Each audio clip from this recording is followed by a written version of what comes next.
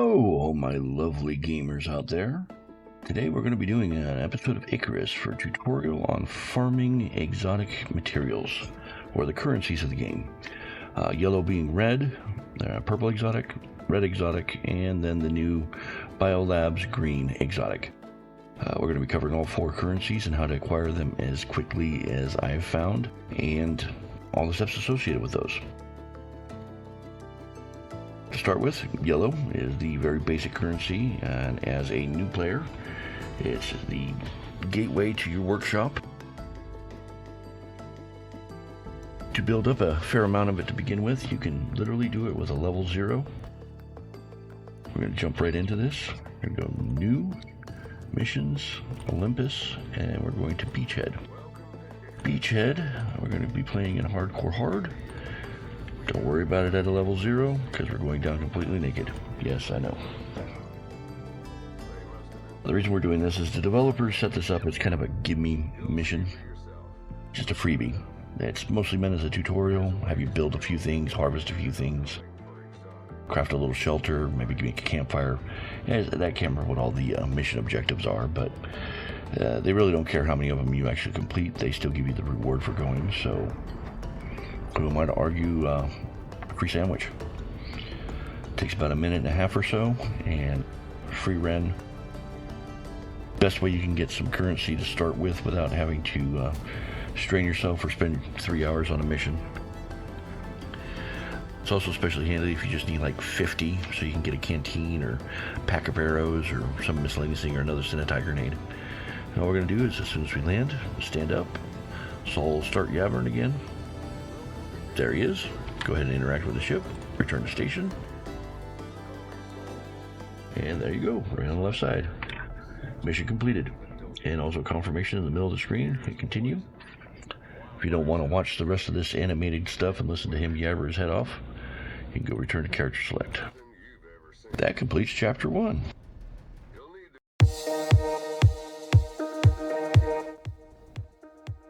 And that brings us into chapter 2, purple exotics. For this one, we are going to need a seasoned character that can do a fair amount of damage, so make sure you have some armor and a weapon.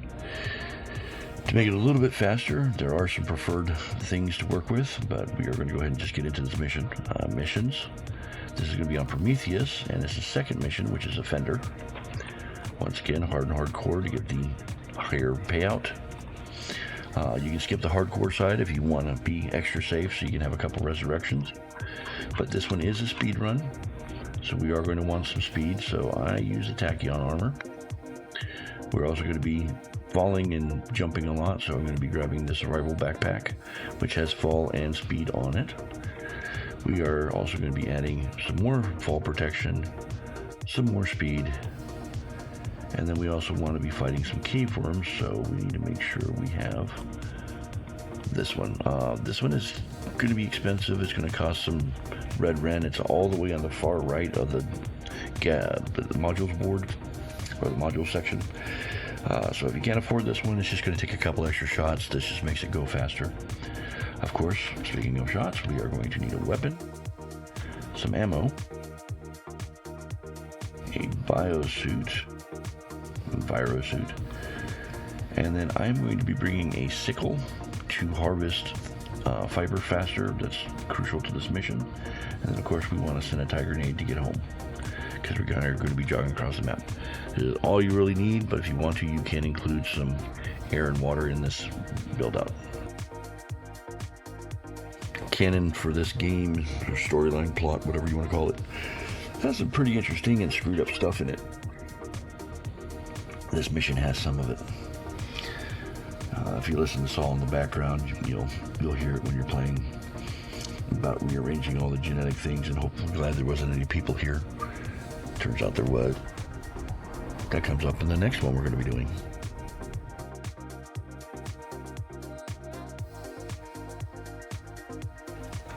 Same as usual, stand up, interact with the ship, collect your gear, unpack your weapons. We're going to be selecting the sickle right off the bat, because the first thing we're going to do is harvest somewhere between 200 and 300 fiber. The sickle just makes it go a lot faster. There you go, we're over 400 already. And then we need somewhere between 40 and 60 sticks. So we're going to go and harvest these little guys out here in the ground.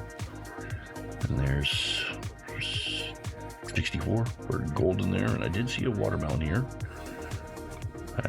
There it is. Go ahead and grab that for some stamina regeneration. And once that's been done, we're going to be heading for this cave. And while we're running, we'll make use of time by crafting a ramp so we can get in an inventory, a torch, so that we have that to see, and then we're going to do ramps maximize so that they can keep cranking out. That's just so we can get one in there while we're running.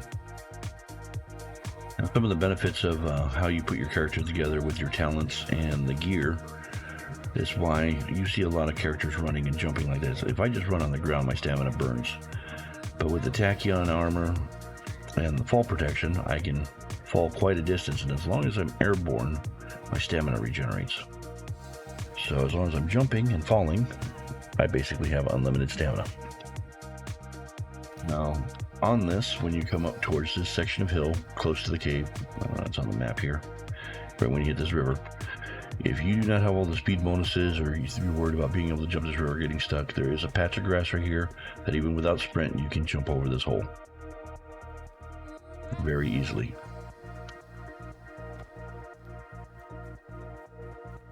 Now, as I'm coming up this hill, I'm going to go ahead and equip my Sentai grenade, so that can already be happening. At the top of this hill is going to be a patch of these white-topped pampas grass, and another patch off to the right. I usually aim for the one off to the right, somewhere over there. And I'm going to go ahead and equip my ramps. Put up my stamina because I unequipped my weapon. Now, when you get over here, you're going to see this rounded out bulbous cliff, and then there's another one right here, and this round rock. This round rock and this shape is always here, and then there's a little bump out on the wall right here. This is what we're actually shooting for. We're going to hit that bump, and then we're going to be steering it so it hits this upper one while we build up. And it's going to take 1, 2, 3. Whoa, helps if I stay on the ramp. Wasn't clicking fast enough. 3 and 4. I put a 5th one down for good measure. We're going to want to light our torch and equip our weapon.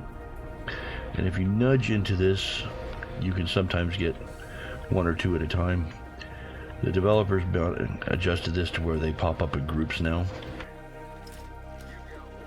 And if you have a choice of between a big and a small one when they pop up, shoot the big one, because the big one keeps its mouth open for a very short period of time. And they also do a lot more damage. Now, you can officially take 2 hits from these little guys from the poison and survive it. Any more than that, it'll kill you. We're going to grab this anvil, this ice box, and while I'm in here, I'm going to grab the mission objective end, which is this data module, which is going to change the speech. And then we're also going to grab this wood crafting bench. And now that we have those, we're going to come over here. All the things we picked up besides the data module, we're going to destroy to reclaim their building materials to build the mission objective required contact module. That way we don't have to harvest or do anything goofy. It's all right here. Take this, put it in your status bar so you're ready to deploy it. And then the next thing I'm looking for as I'm coming out of here is this teal colored dropship for the mission objective. Just want to know what direction it is so I can head that way. Another reason for fall protection. Put it in here, control click it across, that'll take off. And then we're looking for the green one next. Sometimes the green one will miss and come over this cliff and fall down. That's why we made so many ramps, so we can get down to here if we need to. Or at least back up, because fall protection, you can just drop down there. But we are going to the green one. We'll be dropping the contact device. We'll be going into here, hitting Q to select all, and then moving that into the status bar so that we can take it and apply it to that, and that completes the mission.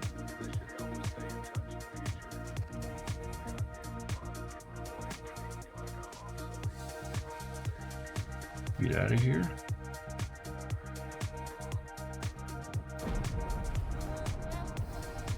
And confirmation of rewards. Continue. You don't want to watch all this. Return to character select. And on to chapter 3. Red. As we do these, the resource becomes more valuable, which means more work for less return. So this one is once again another speed run. Not a whole lot of stuff you have to fight, just a couple of monsters. And this one's going to be Prometheus, and it's the 4th one, Tempest. Once again, hard and hardcore. Skip the hardcore if you might need another resurrect, just in case. This one does take a minute, so I will be taking some air and water with me. You can do it without, but if there's any hiccups or any delays for whatever reason, then I'm not scrambling for some life-saving resource. Once again, tachyon gear, weapon, ammunition, speed backpack. We're not going to be fighting worms, but we are going to be doing some dropping, so there's some fall protection, some movement speed, and this is a cold environment, so I'm going to be taking a hot and cold resist as soon as I figure out where I put it. Hypothermia. There it is, hot and cold resist. I do want a Cinnatai grenade to get home. And then of course then we have a few spots left over, so I'm going to go ahead and select some coffee and some air. And that pretty much does it for this mission. This one, like I said, there's not a lot of things to fight. It's mostly just running. A little bit of swimming. You might encounter a storm, which is why I grabbed the extra cold protection. The main thing that you gotta kill is a stalker. According to the storyline of this, it's the mutated humans, which is a couple missions later. Oh, spoiler alert, sorry. But the premise of this is that the dead bodies you're going to is killed by the stalker, and you're basically just behind it, so there are a few points you may encounter a duplicate stalker. And I'll point those out on the map when you're going along. Just be mindful that they may be there. If you wait, they'll walk away. Otherwise, you can just engage them and get them over with. Same as always, stand up, engage your ship, take all your gear, and unpack your ammunition. And I'm going to go ahead and put my air and water in. And on the map, we are heading for this small island between these two mountains, and the end boss is right here, but this little white dot on that lake is a mineral deposit, and it's the edge of his aggro range. So if you're standing on that, you're safe. You walk past it, he will start coming after you. But we're going to go ahead and get this one tackled first.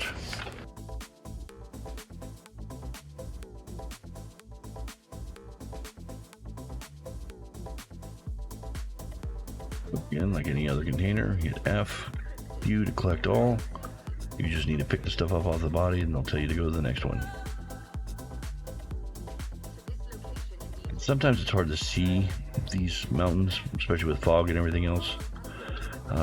I do recommend putting a map pin, at least at the head of this mountain, so you can tell where you need to run, because this kind of all blurs together, especially with the default amount of game fog. There is a very easy modification to a file that can remove a lot of the game fog like this, which is nice, especially on Prometheus, because Prometheus is ridiculously foggy. And if I remember to do so, I will point a link to the instructions on how to remove the game fog. It's just a very quick file edit to adjust the fog level.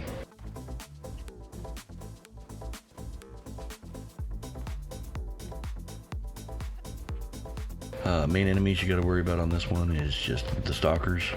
Moas, if you get too close to them, because they do run fast. Arctic wolves, you have to get pretty close to them to aggro them, but even then you can usually outrun them. They may chase you all the way to the end though.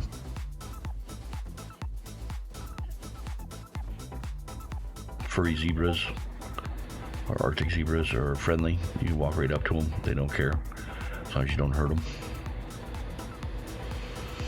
And also the crevices, which you can fall into, they tend to run parallel to the mountains.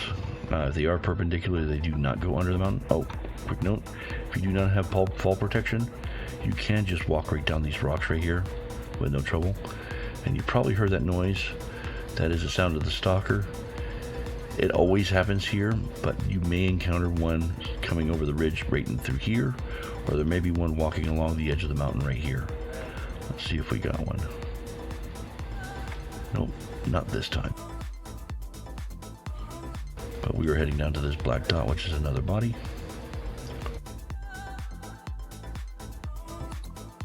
And we're just going to F and Q on this.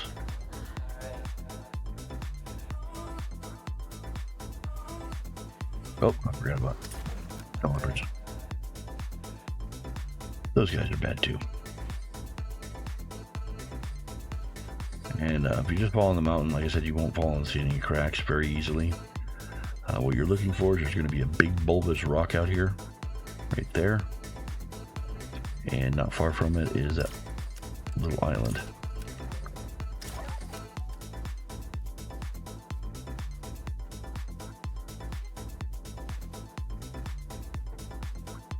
That little island, on the map it looks like it's sitting in water. It's the opposite. It's a dry patch and a bunch of snow. It's this little black dot. And our enemy is right up there. Like I said, you can walk all the way down here, no problems. Check your surroundings, make sure you're not going to get sniffed up by a bear or a mountain lion. I'm going to go ahead and collect those arrows. I might need them. Oh yeah, when you're carrying a game, don't do it with snow leopards. They blind you.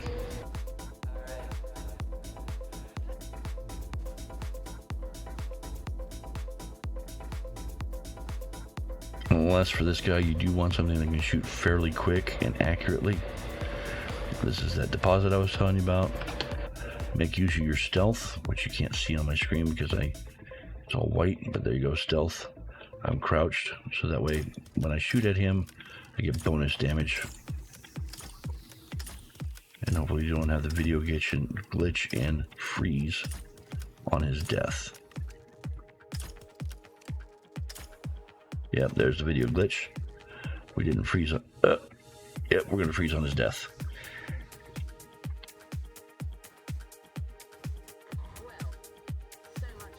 You on that dead guy, which then gives us our damaged audio log that we then are going to be taking to a house here at the end of the map. If you look at this mountain here in the far distance, see this outcropping on the top right here? The house is right at the base of that, and you may encounter another stalker over there near the house. Not very often out here in the field. I have encountered one over here by this rock in the middle of nowhere.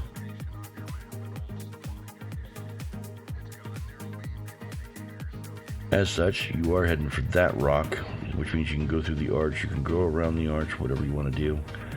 Be mindful there's sometimes polar bears down underneath here. Polar bears do run extremely fast, so you cannot typically outrun them. And there is a crack coming up here to be mindful of. It's very hard to see most of the time. And I missed it. It's actually over a little bit to the right of me. Once again, we're heading for that rock outcropping.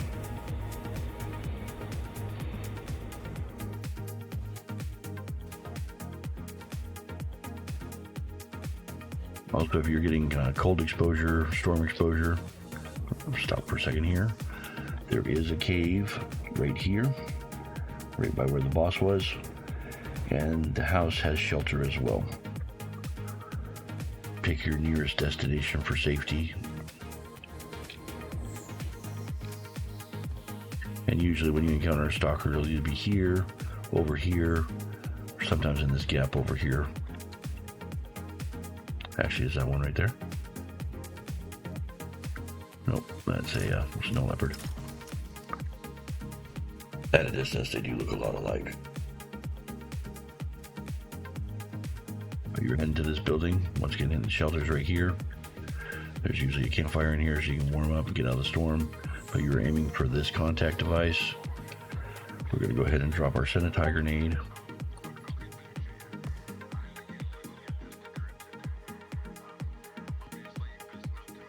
And then we're just waiting for Saul to drop us a dropship to send the data log up. It usually will appear over here near this cliff over here. Sometimes it appears on the backside of this big rock. It's random. Just watch for the teal dropship, walk to it. And we're on the backside of the rock again. Be mindful that you're not going to run into another stalker or anything. Set up the data log, and that completes the mission. As you see on the left side of the screen, now all we're doing is just waiting for our dropship. And even with all that yabbering, well, we were just at 10 minutes. I usually can do this in about 8.5.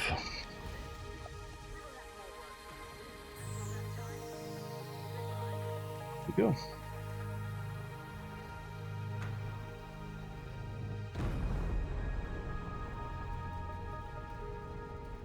Confirmation of rewards. Character select.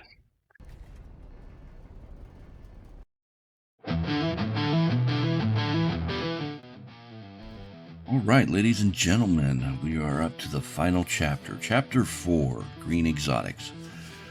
This one I run a little bit more convoluted due to what is required for the mission.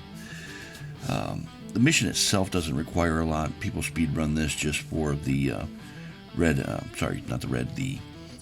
for the yellow Ren and the purple exotics, because it's equivalent to the one that I do faster than this. But this one also has green exotics and additional purples that you can get from the bosses. And because of that, we are focused on getting a OEI or an orbital exchange so that we can send those up, because we cannot take them on our ship and they don't count towards the mission. So in order to do this, we are going to be focusing on getting a workbench and doing some mining and some other stuff to begin with, and also do probably some additional crafting of food and things of that nature, just to make sure I have some safeguards, because I am doing this in hardcore hard mode. But otherwise, they're not absolutely necessary. As you'll see, there is a absolute cheese for these worm bosses that I never knew about. It took me a long time to figure it out, but one day I was fighting one and stood in the right place, and yeah, so many teams have died and so many resurrection cycles have happened between team members fighting these things that it's ridiculous. But this one is going to be on Olympus. We're going to zoom out and scroll way to the right, almost to the end. It's down here at the bottom. It's Migrating Sands that we're going to be running. Hard and hardcore as usual. And because we are looking to do the OEI to start with, we are going to be farming first, then hunting later. So I'm going to be using the CX400 outfit for the mining benefit. Same thing with the Ion backpack for the mining benefit. And then we are going to need a full loadout of equipment. And of course I'm out of ammo. So let's go get some ammo real quick.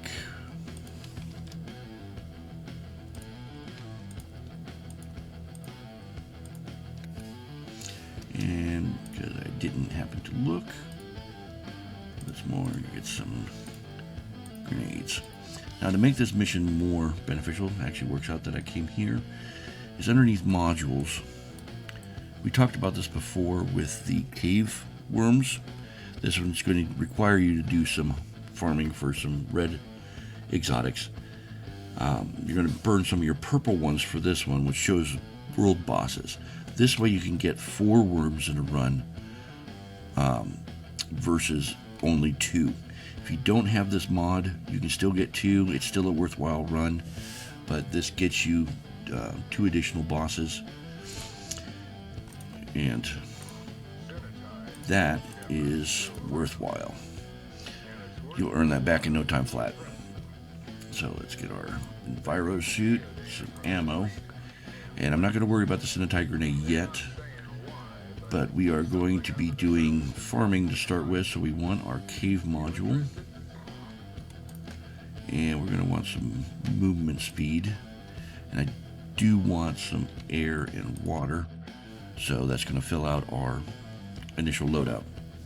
Later we'll be changing clothes and bringing down some other modules and some more ammo, etc., etc. So let's get this started.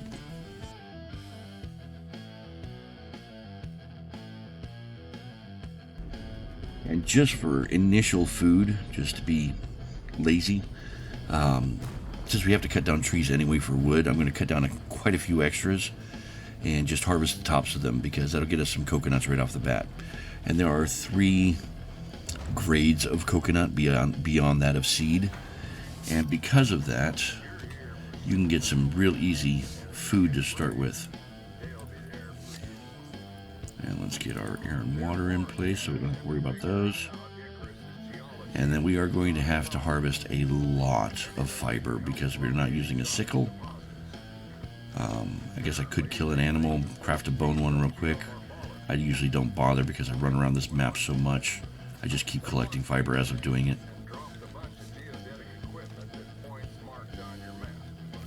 So anytime I'm walking around, especially in the weeds, I'm collecting fiber, because we do have to make 8 ropes with it, which is going to take quite a bit.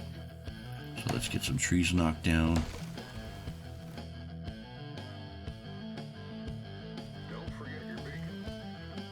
Yeah, thank you, Saul.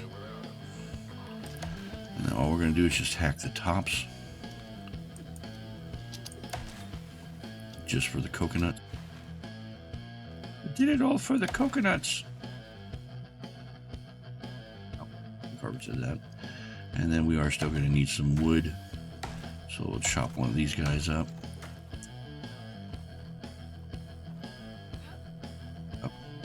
Up. See if we get some more coconuts. Speed, we can get rid of that. We don't need anywhere near that much wood. We don't need sap, and we can use the coal for the campfire later. Alright, let's get us some beacons so we can get nagging Nancy off of our back.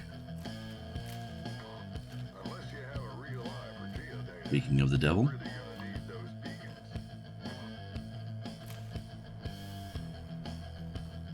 this thing landed. Of course, the blessings of Icarus is storm on landing. Of course, I did not bring fall protection, so that hurt.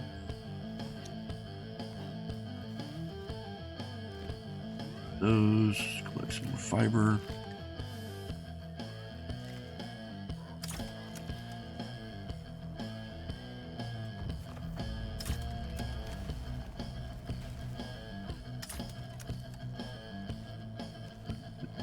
Meat done.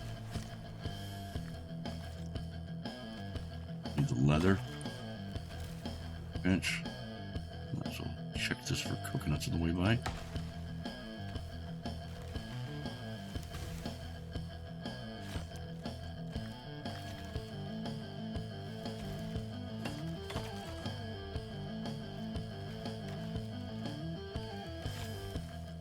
If you notice, I'm out in the storm. I got a pretty substantial bar, but I'm taking very little damage. My talent tree is focused around doing this kind of stuff. So I have the high level resistances to desert and tundra as an option, just to ensure that I can deal with this stuff. Come on. Fighting stamina.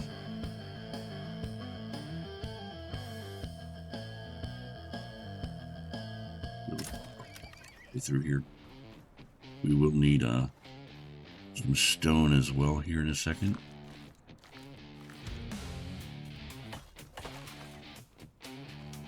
That's that. And since we got bone and some oxide, we're also looking for some salt, which a lot of times is right here, but this one's sulfur this time. We'll make a good torch. Right now I'm starting to take some good damage because this is a pretty nasty storm. Let's get in this cave. Oh, and I gotta dig my way in this time.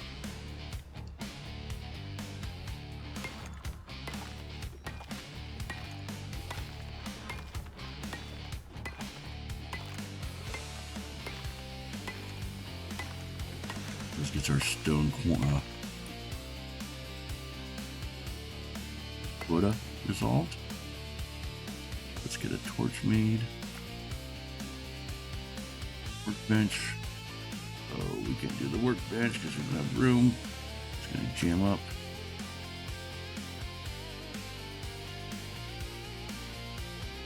Don't need.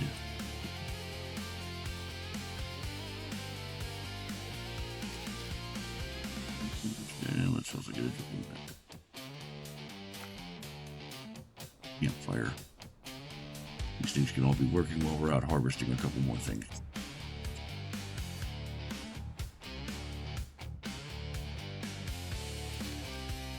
Yep, we got inventory room to be able to craft it. Yay.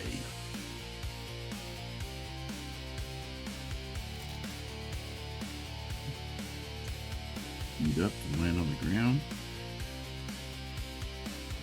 Of course, I didn't make a torch. Let's try the torch again.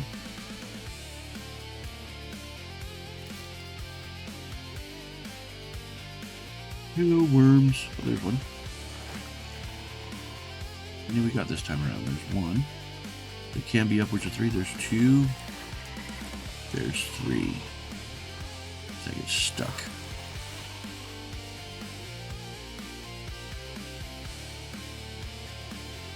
Need the inventory space for this, so we're going to go ahead and get this workbench down. This drying rack. Fit. So really want it in the middle of the path. There we go. And then campfire. I like putting it up out of the way so I don't walk on it on accident. Maybe we'll put it here. Load that with some coal. We already got some cooked meat from the knife, so we're only going to throw the big meat on here. And then we'll dry this. And in the meantime, let's have ourselves some coconuts.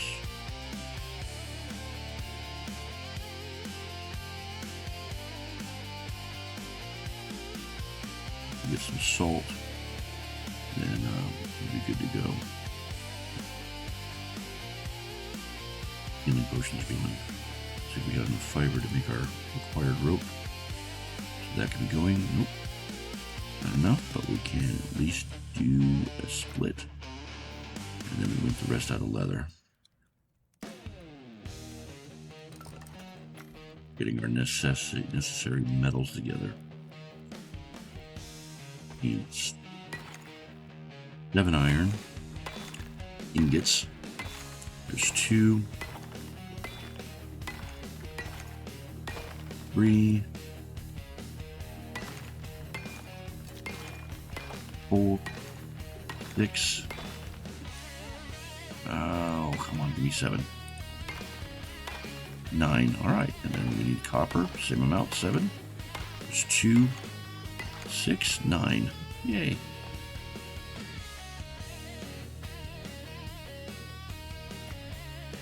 It's crafted.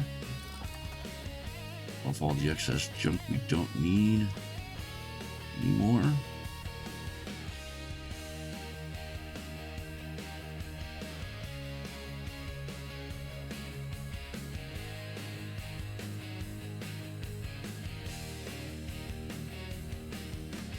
These on our skill bar.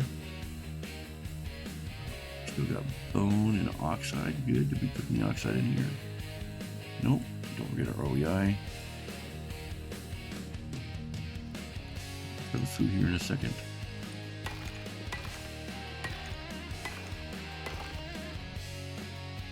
Alright, OEI goes down. I'm going to go ahead and request our speed gear now. So, speed gear. Plus some extra ammo. Plus our boss indicator. And some hot and cold resistance to make us a little bit more weather durable. And of course we want our Sentai grenade so we can go home.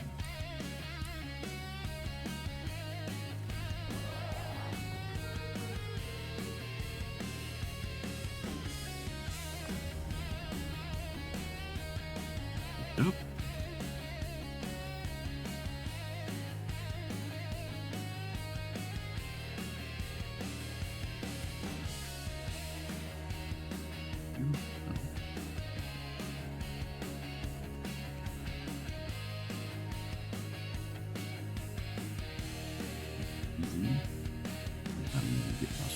naked. And we'll get redressed. Make sure we are all accounted for. We're gonna get our boss mod in. We're gonna get our worm mod out. Get our resistance in. And then we're gonna send what we don't need up. Check for some salt around the corner. Now we'll grab some on the way. More oxide. Sometimes you'll see salt down on these thatches and the weeds and junk, but I'm not going to stress about it. There's almost always some along the way, like down in that range. So let's just get our food and get moving. Let's kill us some bosses.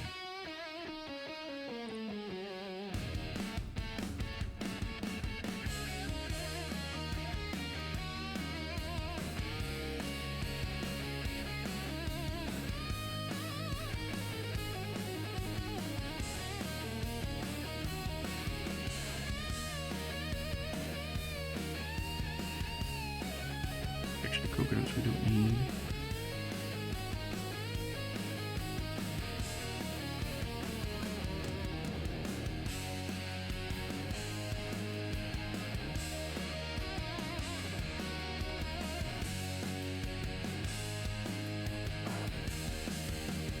As for this map, enemies to be concerned about are primarily going to be cougars and hyenas. They have a large aggro radius and they are pretty relentless about hunting you. Dribbos are aggressive and can be problematic, but they're also pretty low aggro radius. You have to get really close to them and aggravate them. Scorpions are in the same category and they're also slow. Dribbos are really fast though. Also, this is the second cave right here. Dealer's choice for when you're setting up. Over here for the salt.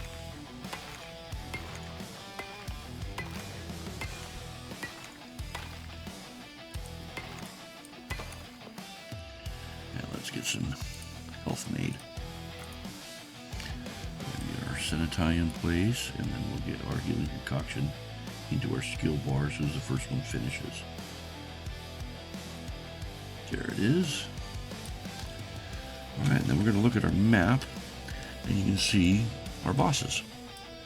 We got 1, 2, 3 bosses out here, and then we'll have our 3 beacons. One will be up here, the other one will be down here, and usually one of these bosses is right next to this beacon, so sometimes you'll get 2 between this one and the main boss, which is here in the middle, but it looks like he wandered. And they may wander some more before we get out there.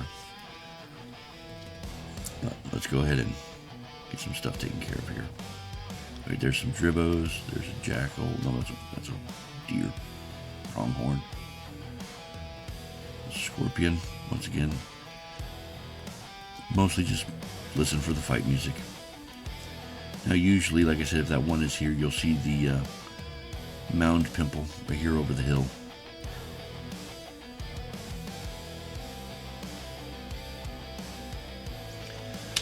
Go ahead and equip this first beacon, head for the beacon location. And you know you're getting close when it is hard to keep on screen. You just have to have it nearby. It doesn't need to be exact.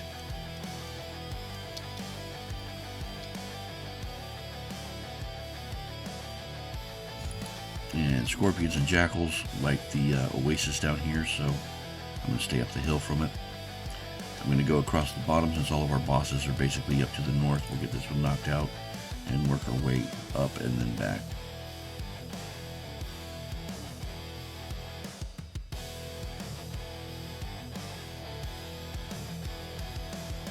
And without the beacon indicator over here, you're looking for this hill past the oasis. And then there'll be a second mound over here. On the backside of this mound, there's about 3 or 4 rocks that are usually on the ground. And you're just going to put it kind of in the cup of the hill here, right about here, which should be close enough. And then let's mark our boss and go get him. let's learn how to fight some sandworms without dying repeatedly.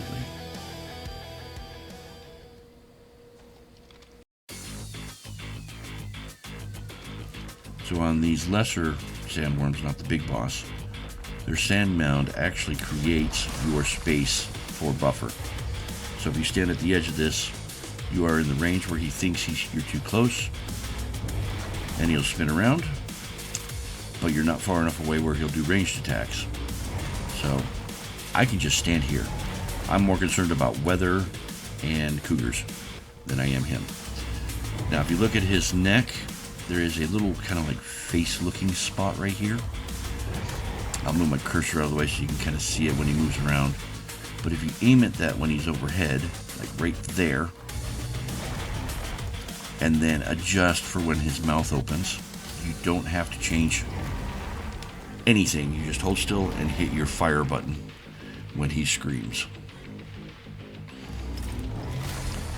Now the fire knife is not as effective as it used to be, but here later on I'll show you using the fire knife too, just in case you run out of ammo. There's no real need to pull more ammo down unless you absolutely want to.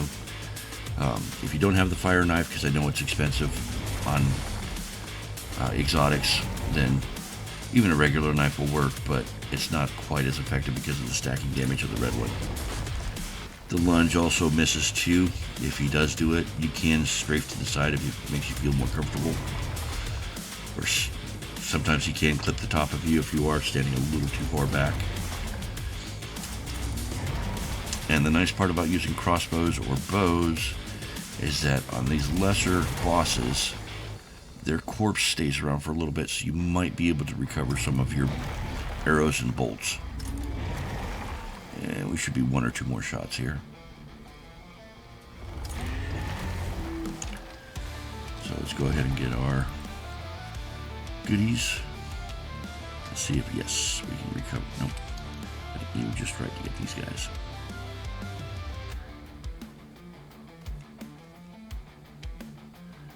Recover some of my bolts here so I don't have to unpack stuff. And I think that's it. I don't see any more glowies. Alright. Let's head to our next destination, which is going to be our beacon. And if you notice, they do move. So having the mod to be able to see where you need to go, or the module, is very helpful.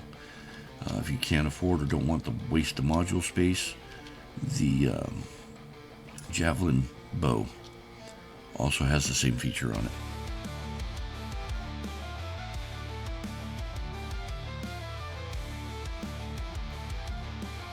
It just takes up inventory space, and you can pull it out, look at the map, see where they're at, put it back away.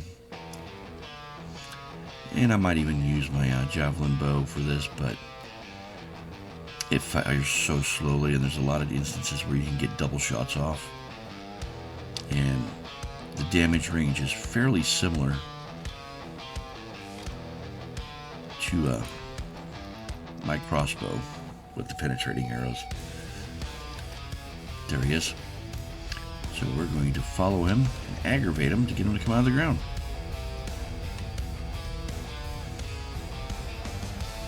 Come on, buddy. Nope.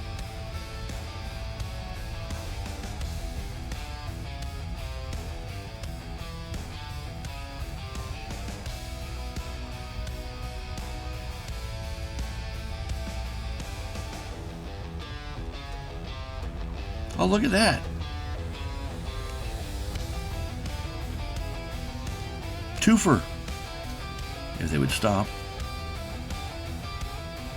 But it seems like they're heading for a destination wedding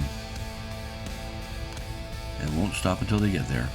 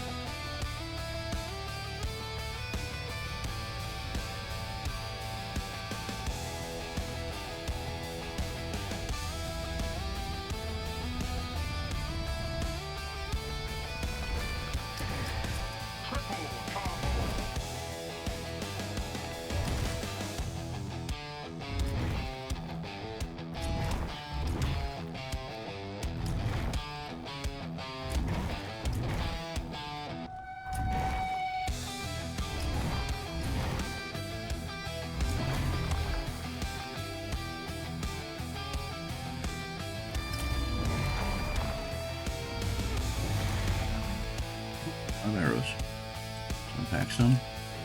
And since we were talking about running out of ammo, you wait for him to do an attack, and you got the knife. You run right in afterwards, and once you're in here, you're in here.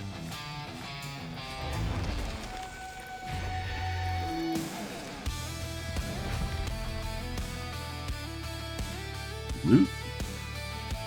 See if I can get some of my arrowheads, arrows and bolts back. 1, 2, 3.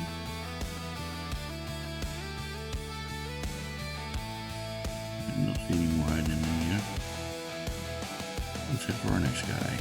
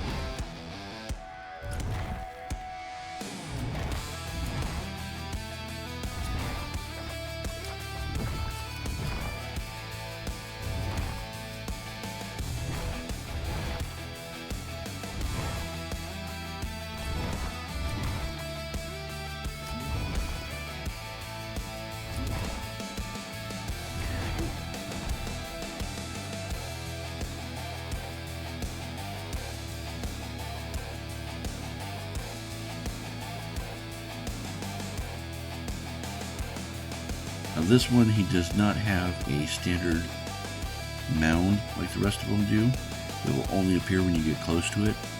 So I'll be checking the map to know when I'm close to be able to throw out my Sentai grenade. So that's about close. Check it over here in the vicinity of him.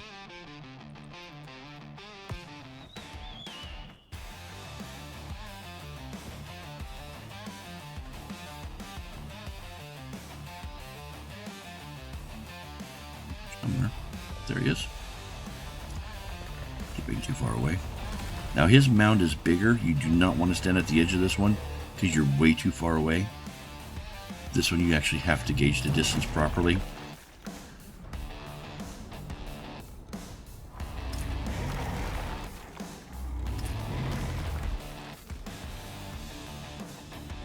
Just like all the other worms, same thing. There is a safe distance.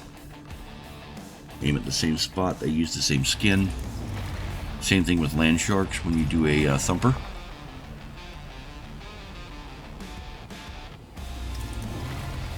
I'm taking more damage from the weather than I am him.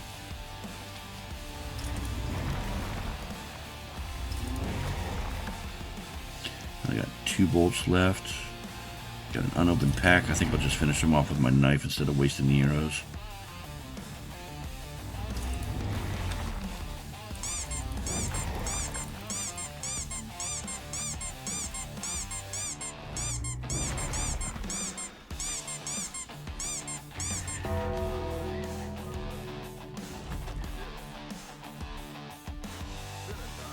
Goodbye.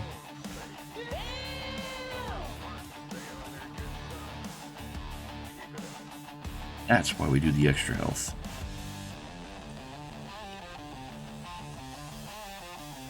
And the healing potion.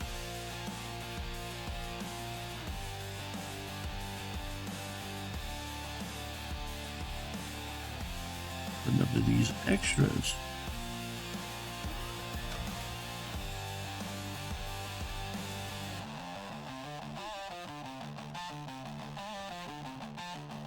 And that completes the mission, guys.